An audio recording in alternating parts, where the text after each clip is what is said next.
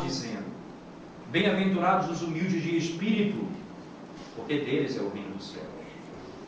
Bem-aventurados os que choram, porque serão consolados. Bem-aventurados os mansos, porque herdarão a terra. Bem-aventurados os que têm fome e sede de justiça, porque serão fartos. Bem-aventurados os misericordiosos, porque alcançarão misericórdia. Bem-aventurados os limpos de coração, porque verão a Deus. Bem-aventurados os pacificadores, porque serão chamados filhos de Deus. Bem-aventurados os perseguidos por causa da justiça, porque deles é o reino dos céus. Bem-aventurados sois quando por minha causa vos injuriarem e vos perseguirem, e mentindo disserem todo mal contra vós. Regozijai-vos e exultai, porque é grande o vosso galardão nos céus, pois assim perseguiram aos profetas que viveram antes de vós. Oremos. Santo Deus, mais uma vez te pedimos, humildemente, desvenda os nossos olhos, Senhor, a fim de podermos contemplar as maravilhas da tua lei. Em nome de Jesus nós oramos. Amém.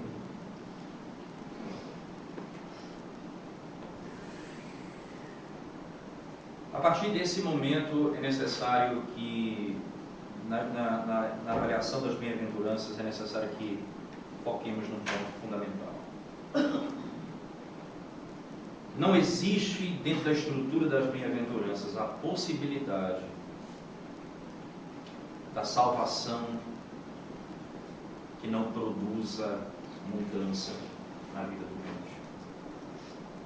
Não existe a relação entre alguém dizer eu creio no Senhor e vive como um ímpio e anda como quem nunca conheceu a Deus. E aqui eu não me refiro a alguém que vive como quem conhece a Deus e cai, vai ser restaurado. Eu me refiro àquele que diz crer no Senhor, mas nunca teve frutos do arrependimento. Essas três bem-aventuranças aqui, as últimas três que nós trabalhamos, elas tratam do fruto dessa obra em nós. As primeiras, elas revelam que a nossa salvação nos foi dada gratuitamente. Diz: bem-aventurados os pobres de espírito, isto é, bem-aventurado aqueles que dizem eu preciso de salvação, mas eu não posso adquiri-la com minha própria força. Bem-aventurados são estes, porque destes é o reino dos céus. Diz também: bem-aventurados que choram, são aqueles que choram por sua iniquidade. Não são apenas aqueles que dizem eu não posso, mas aqueles que derramam lágrimas na alma, a consciência do arrependimento, certeza de que é um pecador e precisa de arrependimento. Esses que choram serão consolados.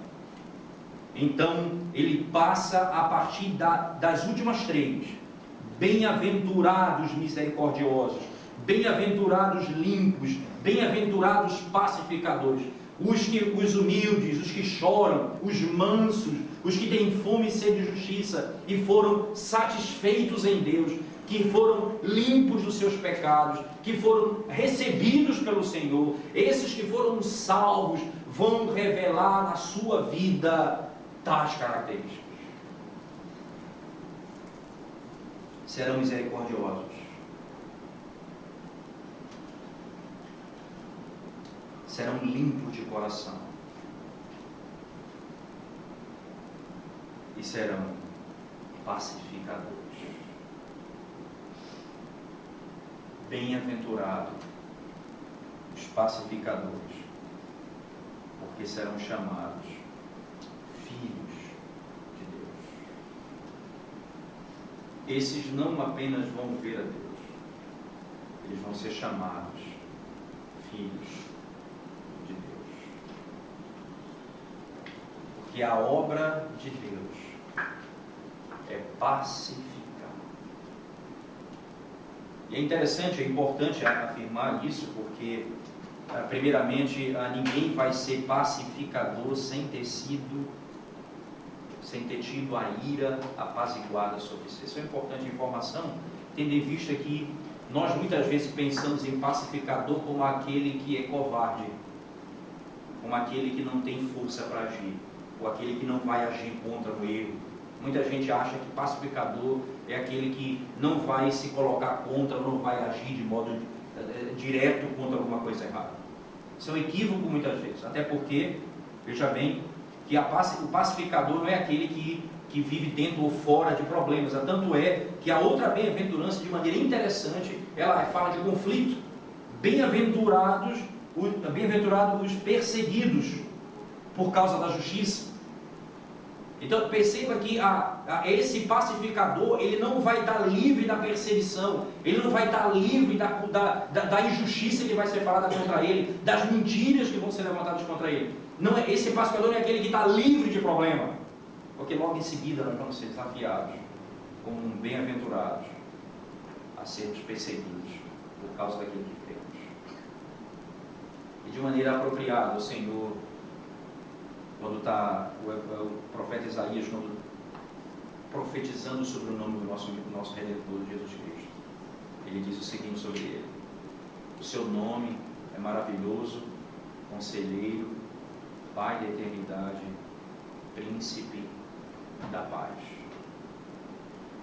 Nós temos sempre lê a palavra príncipe no contexto nosso, né? A gente pensa, príncipe é o filho do rei, então ele é o príncipe, é o filho de Deus, então ele é o príncipe da paz. Isso não tem nenhum sentido na cultura judaica. O príncipe na cultura judaica é aquele que é líder de guerra, é aquele que se coloca entre líder de 1000, de 100, ele é aquele que se levanta para a guerra. Isso é um paradoxo interessante. Ele é o que se levanta, é o que guerreia pela paz, é o guerreador, o guerreiro da paz, é o príncipe da paz. É uma expressão que reflete exatamente o princípio. É aquele que luta pela paz, não só, mas morre por ela. A paz dos pacificadores não é a covardia, mas é a reconciliação. A paz dos pacificadores não é a covardia, não é a ausência de problema, é a reconciliação. Quando nós éramos inimigos, diz o apóstolo Paulo. O apóstolo Paulo, escrevendo aos Romanos, por favor, abra sua Bíblia comigo, no capítulo 5.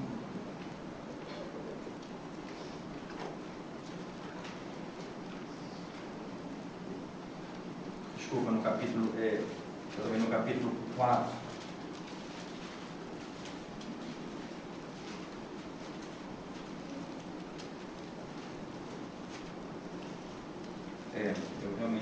O certo é o 5.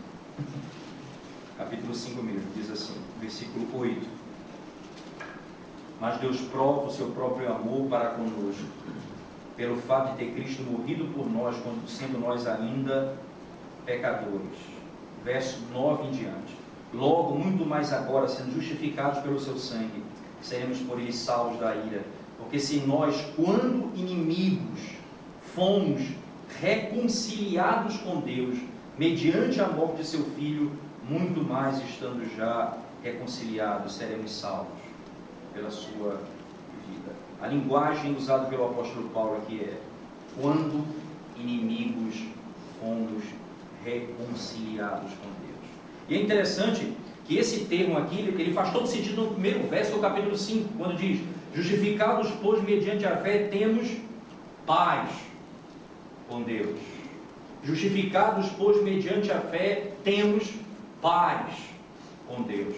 A paz, o princípio da paz, não é a ideia de alguém, não só a ideia da covardia, ou alguém imaginar uma falta de conflito na vida, nem muito menos a ideia de alguém que ganha na loteria, e vai viver numa praia deserta, ou numa praia onde ele compra tudo, e ele vai se deitar numa rede, vai tomar água de coco o dia inteiro, e alguém vai estar ali abanando ele o dia inteiro, vindo ele fazendo tudo nas mãos, tudo está ao alcance dele.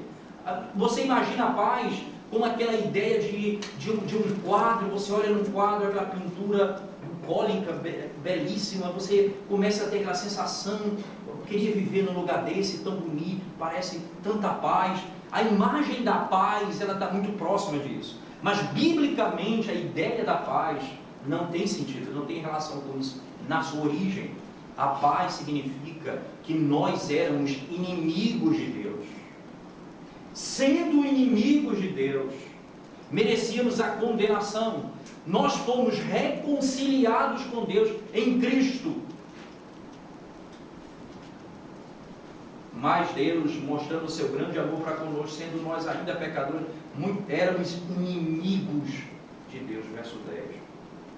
Ele nos reconciliou consigo mesmo. Quando Adão pecou e toda a raça humana caiu com Adão. Romanos 5, verso 12. Por um homem entrou o pecado, e todos pecaram, todos morreram. A ideia de Adão como pai, e todos entrando na mesma linha de pecado depois de Adão. Todos nós nascemos em pecado, debaixo da ira de Deus, da condenação de Deus. Éramos inimigos dele. O que foi que Deus fez para nos reconciliar? Deus não deu um tapinha nas nossas costas. Ele não deu um tapinha nas costas de Adão, dizendo: olha, isso que você fez, você resolve com um tapinha nas costas. A nossa amizade não foi o jeitinho nosso de resolver. Para que ele pudesse reconciliar com Deus eterno e santo, ele teve que sacrificar o seu próprio filho para nos reconciliar. A paz, ela custou a vida do Filho do Deus eterno.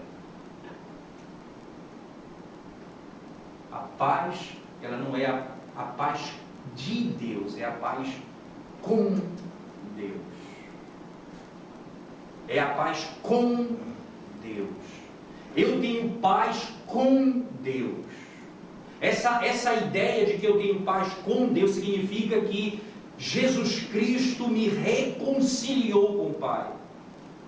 Eu sou filho de Deus, porque Cristo, o Filho de Deus, me reconciliou com o Pai, morrendo no meu lugar na cruz do Calvário.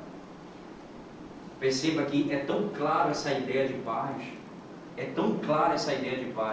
que o próprio texto de Romanos, no capítulo 5, o apóstolo Paulo, logo em seguida, quando ele fala, justificados, pois, mediante a fé, temos paz com Deus, e ele passa a descrever até o verso 2, a partir do versículo 3. E não somente isto, mas também nos gloriamos nas nossas próprias tribulações. Veja que aqui fica mais do que claro que a paz que ele tem com Deus não o livra das tribulações. Ele diz: as minhas tribulações, elas produzem paciência, perseverança, esperança. Então, a concepção que nós temos de paz, da ausência de conflito, da ausência de guerra, não tem a ver com a visão bíblica de paz. A paz agora significa: eu posso ser reconciliado com Deus em Cristo Jesus. Quando Cristo Jesus, e entra aqui a palavra teologicamente mais correta para expressar isso, não é? Jesus Cristo, ele expiou o nosso pecado. Aí o conceito de que Deus expiou o pecado, a expiação de pecado, não somente que ele morreu pelos meus pecados, mas que ele apaziguou a ira de Deus contra mim. É aquela imagem do Antigo Testamento, quando Noé desce da arca e sacrifica um animal, então o aroma sobe às narinas de Deus, e ele, quando ele cheira, diz a Escritura Sagrada, ele diz: não mais destruirei o homem. O sacrifício que apontava o perfeito sacrifício do Cordeiro, e quando ele termina na cruz do Calvário, está tudo consumado. Ali naquele momento, o Deus que deu as costas para a humanidade volta o seu rosto para ela. Ele se